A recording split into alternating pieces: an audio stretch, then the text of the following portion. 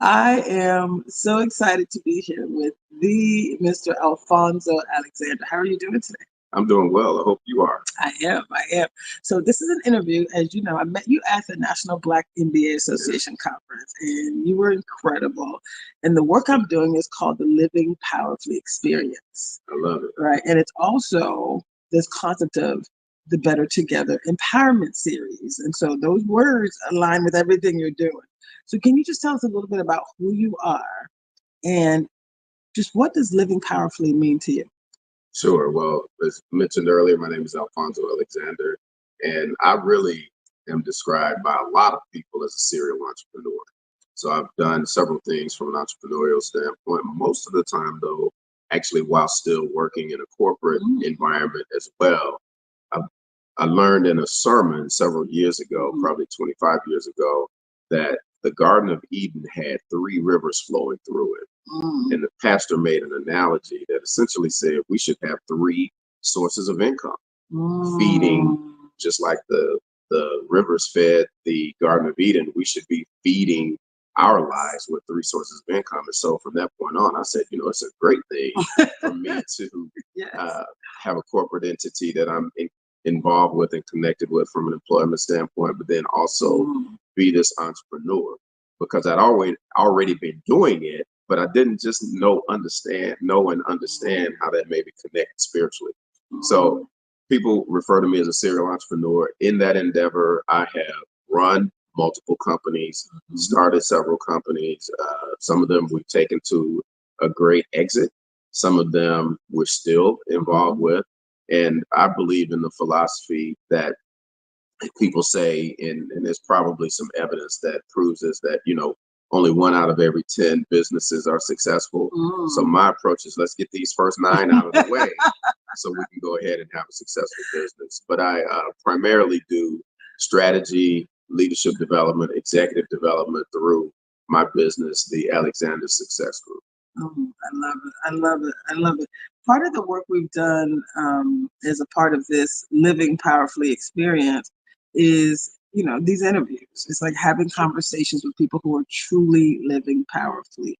When you hear the term living powerfully, define that. What does that mean to you? I think that is so interesting, living powerfully. Yes. In my opinion, the best way that we can live powerfully is if we're living within our purpose. And so we all, in my belief, we all were put here with a purpose in mind. We were created for a reason. And one of the greatest things that we can do as human beings is understand what that purpose is and find our purpose. So once we find our purpose, and then we start to act and live within that purpose, there's power that's a supernatural power that comes along with everything that we're doing that we may not even be aware of. I would say that there are some unique talents that you have, some unique talents that all of us have, that we don't understand why we're just so good at this. Right. Well, it's because those talents are in alignment with our purpose. And if we work and operate within that purpose consistently, then we have the power that we need, in essence, living powerfully. Don't you love that? I have a small audience in the room, but we're all smiling over here like, ooh, that is so good. I love it. Now, the other initiative that's aligned with the Living Powerfully experience, because living powerfully, it is an experience. And what we bring into the world is really how people can experience what you just said, living on purpose, really being their best, minimizing the things that hold them back, and kind of leaning into their superpowers, right? Their strengths and their powers. So what advice would you share with someone who's like, ooh, that sounds good, but I don't think I'm living powerfully, but I want to? Like, what advice would you share with someone about why they should invest in themselves or in their organization to live powerfully? Why is it an investment? Why do we have to be a little bit more intentional than just saying the thing? Yeah, no, I think that's great. And part of it, I think, is you first need to understand we're talking about living powerfully, not perfectly. Oh, see. So if we get caught up into trying to live perfectly, then that could be problematic. Wow. But living powerfully, as we just said, is living and walking within purpose. Yes. So why invest in that? understand you do have a superpower that's connected with your purpose, or superpowers that are connected with your purpose. So seek and understand what it is that you believe is the reason that you're here. So, for example, I know that my purpose is to help others identify and create success for themselves. Not how I identify it or define it, but how you would define success and what that looks like for you. I can help you get to that, and I can help put you on a track for success in that space, right?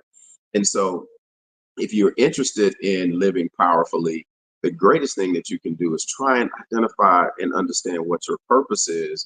And as you do that, then start to build around those key talents that you have that you don't understand why you're so great at it, but build upon those and develop other strengths that are connected with that. So now you round out who you are as a successful individual, and you start to live powerfully. That is so good. That is so good. I love it. Yes, yes, and talk a little bit about the Better Together. It's the language that I use. I call it the Better Together Empowerment Series. As you know, you work with universities as well. And most universities use some type of cohort model because it's been scientifically proven that you're 500% more likely to complete any task when you do it in community, right? In a cohort, in a group model. Yeah. So Better Together. Talk a little bit about just this concept of not just doing the thing, but doing it in community. Why do you think it's better for us to do this type of work, whether it's improvement of yourself, improvement of a group, right? Moving things in community. Why is it better that we do this work together? Why is it always better together? I think it's always better together simply because we have blinders. So there are certain things that we don't recognize about ourselves, good, bad, or indifferent, that could prohibit us from achieving the ultimate level of success that we are designed to achieve. And so there's this synergy that comes when you work with others and you create community. And through this synergy, there's an opportunity for iron to sharpen iron, for us to have sounding boards with people that care about us, and we're invested in them, they're invested in us, to be able to help us improve. And if we have a shared common goal, then the sky is the limit in terms of how effective we can be at reaching those common goals. And so that's why I think teams and cohorts work better, because each member of the team or each individual involved brings their own set of talents. And then when you figure out how to work synergistically so that you can utilize those talents, then it creates opportunities for you to achieve. And everybody rises versus one rising to a limited level while others still remain where they were. We work together, we can all rise together if we're committed to that. I love that so much. Thank you so much. You're smooth with it. I'm just trying to keep it real. You know, I've been fortunate to have some great opportunities, some great successes, some disappointing failures, and all of those to me are learning experiences. You know, one of my favorite quotes is one by Nelson Mandela, and I've got a T-shirt that actually says it. It says, "I never lose, I only win or learn." And so that's what I'm telling and sharing with you guys today is my learning experiences from both the wins and the learning experiences that some might call losses, but I don't consider them losses. That is so good. That is so good. So let's talk a little bit about the learning. The learning. What happens when people have tried? So we're always 3, 4, 5 months, even after the new year, and then throughout the year, I'd say things like, let's resurrect those resolutions, right? People start a new year, they're like, I'm gonna do this thing. Well, every day is the opportunity to do whatever that thing is that you say you want to do, to really fulfill the life that you know is yours. Talk a little bit about why it's so important that we invest regularly on investing in ourselves, but also resurrecting those resolutions, committing to, like, this time, this day, I'm going to actually be intentional. Tell me about successes that you've seen, even through failure. Sure. Great what question. Others might call failure. Absolutely. So, great question. So, for example, we're in Seattle. Yes. right? Beautiful Seattle, beautiful mountains in the backdrop. I can see just a picturesque scene right now as I look out the window. And I think about that question in terms of a mountain, right? Or mountains. And so life for me is a series of peaks and valleys. Sometimes I'm up, sometimes I'm going down. But every time, if I think about climbing this mountain and what it takes to get to the top of that mountain, that's when I'm growing. I'm growing as I'm going up. I'm learning how to get out of a rut. I'm learning how to get out of a valley in my life. So I'm going up. And then when I hit this peak, I'm not typically going to stay there very long because either some adversity or new opportunity, something is going to come to cause me to grow more. And I learn more as I'm working my way back up again. And so the key is to be trending upwards. So if I'm up and then way down and then up a little bit, way down more, I'm trending downwards. But if I go up and have a setback and then go up higher, as long as I'm trending upwards, what I'm doing is I'm growing. I'm better on the backside and I can be a better help to you and others that are in my network because we can learn from my opportunities and challenges just as I can from yours. That is so good. That is excellent. Thank you.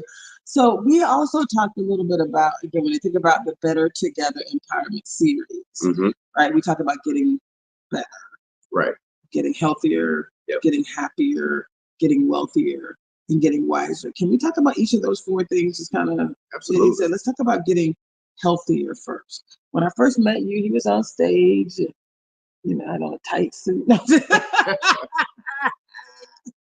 I was like, okay, tight, it was custom. Sorry, custom fitting. But you know, his little biceps was popping out. I was like, okay. And then I was like, okay, so then that means he's focused on health, absolutely. right? There's some value that comes with you saying, I'm gonna show up in excellence. And by the way, I work out.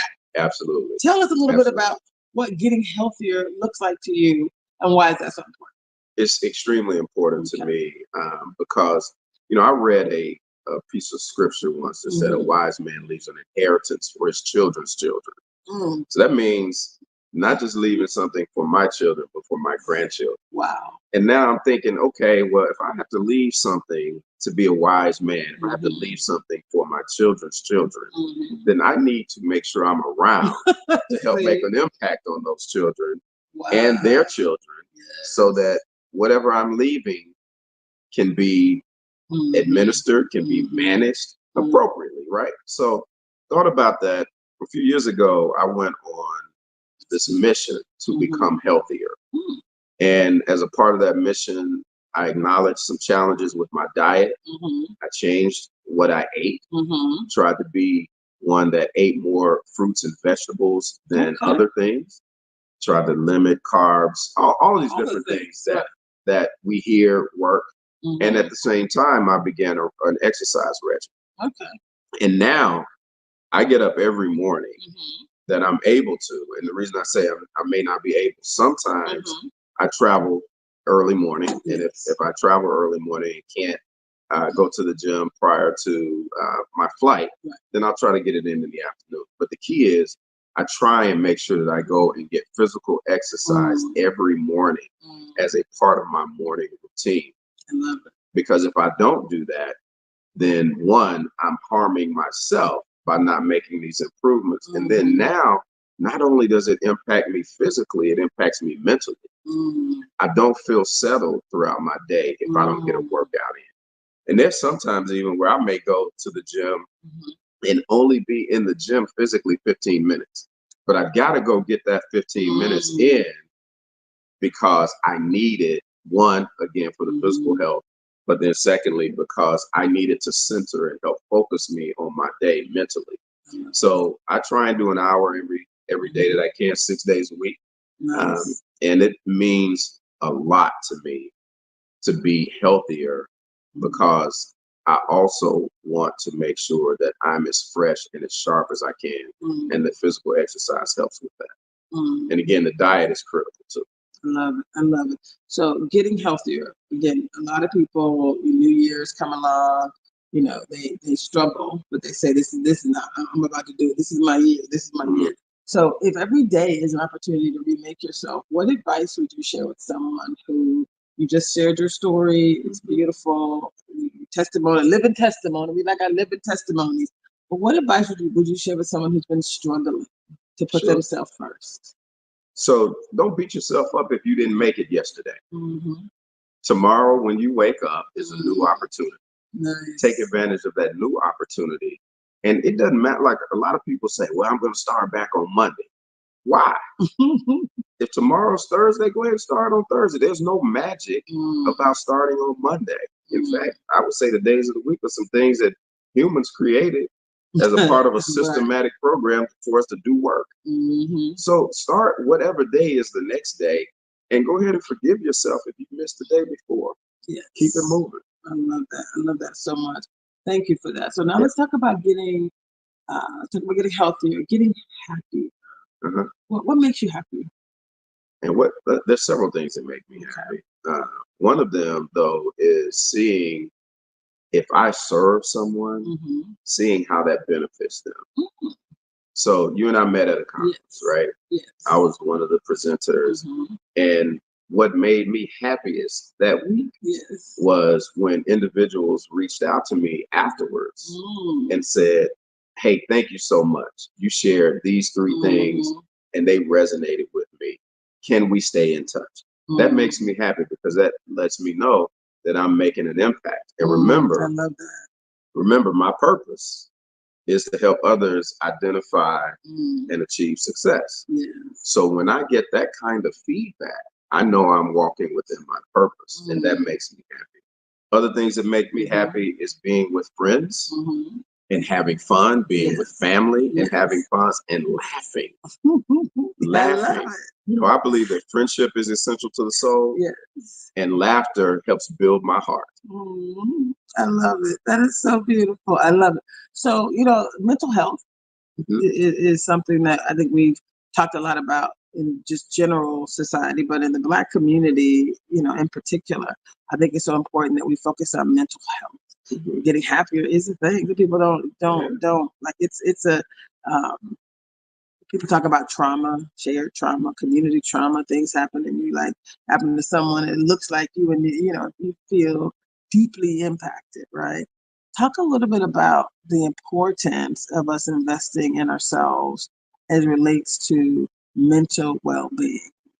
And what do you do? Like, you meditate, Sure. You talk about visualization and pausing and all of those things. What do you do? No, it's great. I think it's extremely important for us to focus on mental health, particularly now in our community. We're seeing so many things that we recognize are challenges with from a mental health standpoint that maybe weren't addressed earlier in previous generations. But now we have access to information and resources, so we should be able to do something about it. I'll tell you, one of the greatest things for me is I have a group of friends, all very successful African-American men. We're on a group text. I hate group texts because at any point in time, like just now, somebody texts me in the group text, right? Or they text in the group text and it can interrupt. But that has been a great support for us from a mental health standpoint because we check on each other through that vehicle. And if somebody either doesn't respond or they don't sound right and it doesn't feel right with the text, then we reach out. That all came from a few years ago. One of our very good friends committed suicide. Wow. Very successful. Great success from a career standpoint, great success financially, and just wasn't happy. And we didn't all recognize it until afterwards. We saw signs, but we really didn't. So now we're intentional about checking on each other. That's beautiful. And I would say mental health is so important. I believe that it makes sense for us every 2 or 3 years to go talk to a counselor. Because if you think about it, that is the one time you can go talk to somebody and the whole focus is on you. And you are the center of that conversation. You get a sounding board, you get advice, and I would say set it up. If you have EAP at your I was company, just it's gonna free. say, don't Take wait, advantage of it. don't wait. Yeah, Yeah, and I think it's important, even when you think you're uh, wherever you are in life. I think having that person, building that relationship is a beautiful thing. So I love yeah, that. Thank you for that, and thank sure. you for sharing about the Yeah. yeah, the suicide. I had someone when I was working. My background was 20 years in the corporate space. I had a young girl come into my office in one of these corporate roles, and I was always active in the DRG and the employee resource groups. She came in my office and she wanted to commit suicide because she was being sent home. And I Mm, was like, she's like, I know you always show up in community.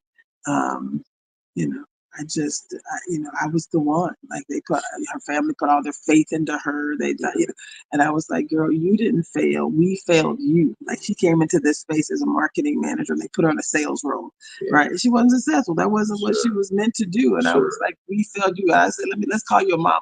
Because and we did, and we Right, ended up laughing before it was over. We were laughing and joking because she knew that it wasn't about her, right? It right. wasn't about her. It wasn't her failure. It was really our failure.